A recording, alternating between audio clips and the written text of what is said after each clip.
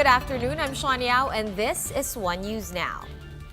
The Interagency Task Force on Emerging Infectious Diseases has formally recommended to the President that Metro Manila be put under general community quarantine come June 1. IATF Special Advisor Dr. Tony Leachon says they have also proposed to retain Cebu or to keep Cebu City under modified ECQ status. Meanwhile, Davao City Mayor Sara Duterte has announced the extension of GCQ in Davao to June 15. Earlier today, presidential spokesman Harry Roque said that President Duterte could possibly address the nation tonight amid the circulating leaked document supposedly putting Metro Manila under GCQ. And the Education Department assures that it has aligned its basic education learning continuity plan with the standards set by the Department of Health. According to Education Undersecretary Justado San Antonio, they have worked with the Health Department to iron out the government's plan for the opening of classes amid the so-called new normal. This includes increasing physical and mental resilience of both teachers and students, as well as reducing transmission, contact, and the duration of infection within the education sector. San Antonio, however, says they cannot do this alone. Hence, he appeals for the public's cooperation. On May 8th, the Interagency Task Force, or IATF, approved the recommendations of the DepEd under its Basic Education Learning Continuity Plan. And with all the talks on work-from-home setups and online classes for students, customers have flocked to Gilmore's various Gadget stores to gear up. For more details, we have Shyla Francisco joining us live from Gilmore in Quezon City near New Manila. Shyla, busy ba ang computer stores dyan? Sean, it's a busy Thursday morning here in Gilmore as consumers start buying desktop computers and laptops. While some are preparing for an extended work-from-home setup, others are buying for their children who may have to take online classes for the upcoming school year. Gadget buyers said they are looking for affordable desktops and computers and laptops, but due to limited budget, some are canvassing for cheaper alternatives. We've been seeing lines in some of the stores, while in others, retailers are preoccupied with processing online orders and inquiries. According to the store, sales have almost tripled due to an increase in demand from employees, students, and even teachers. With the increase in demand, some laptops and even webcams and headsets are now out of stock. Retailers say many are buying mid-range laptops and desktops priced at around 20,000 pesos as they see it as an investment. Laptops can cost as much as 40,000 pesos here. But the cheapest brand new laptops and desktop range from 10,000 to 12,000 pesos, while second-hand accessories can go as low as 6,000 pesos. Sobra po talaga pagdating sa demand. Sobrang dami nila nag-i-inquire sa ngayon. Kulang-kulang na po yung mga mga parts namin regarding dyan. Bukod po doon sila supplier, nahihirapan na rin supplier ng mga kumpanyang tulad po namin when it comes to IT products. Dati every month, every week, meron supply kaagad. So ngayon, kami pa nga pumupunta sa mismong supplier namin.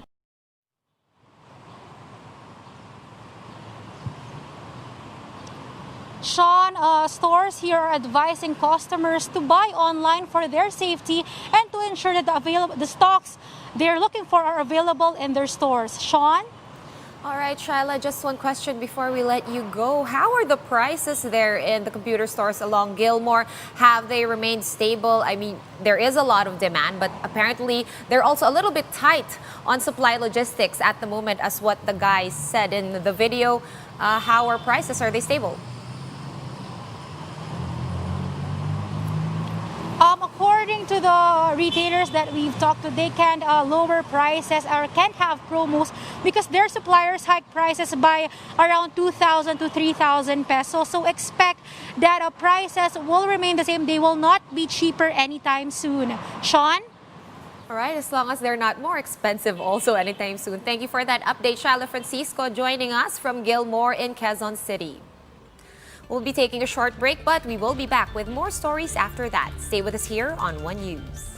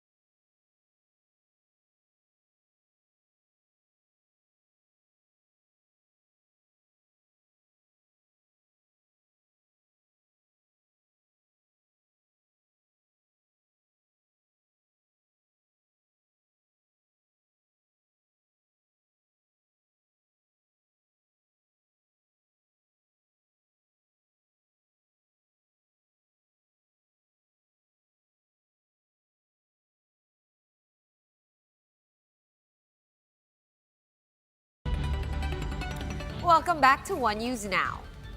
Applicants continue to troop to the National Housing Authority for the Balik Probinsya Bagong Pag-asa or BP2 initiative.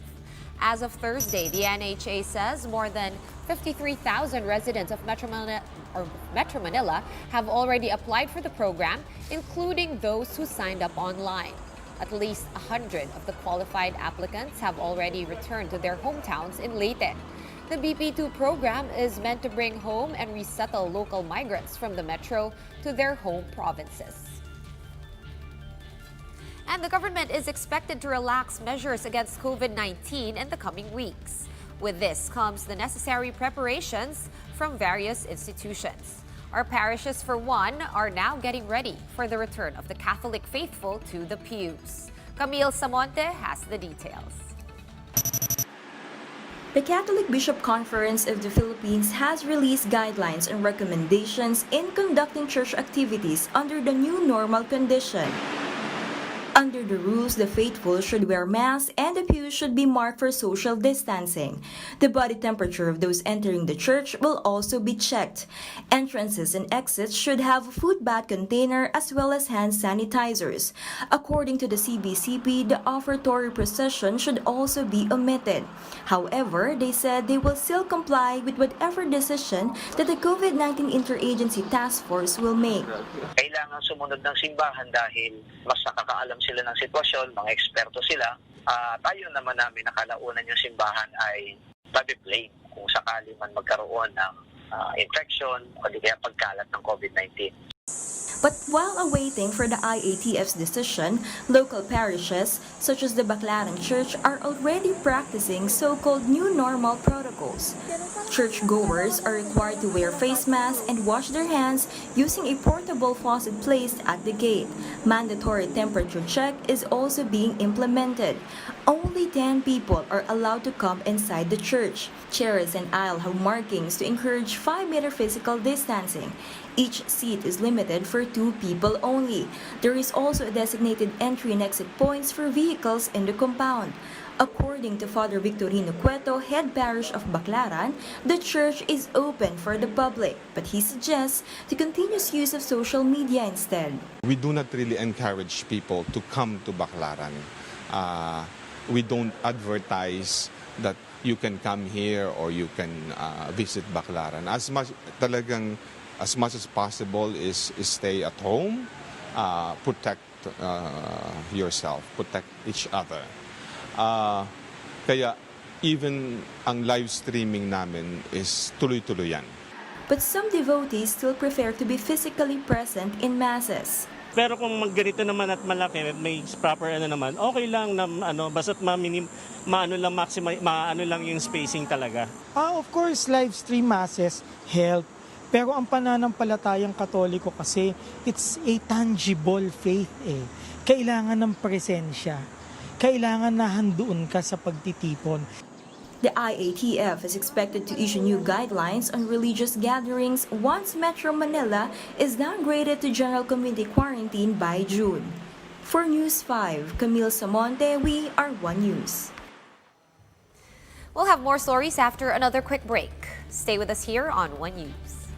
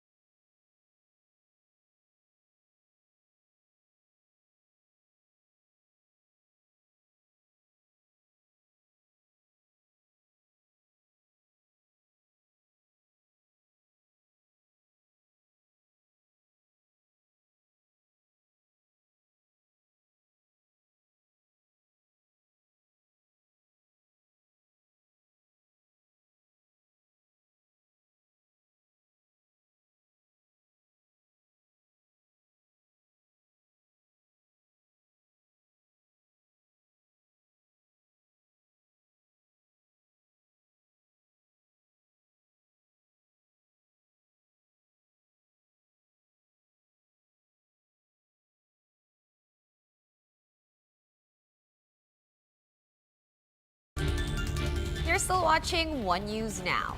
Senator Risa Ontiveros wants to deport and blacklist Chinese nationals involved in underground COVID-19 clinics. In a statement, the senator said the foreigners should immediately be charged.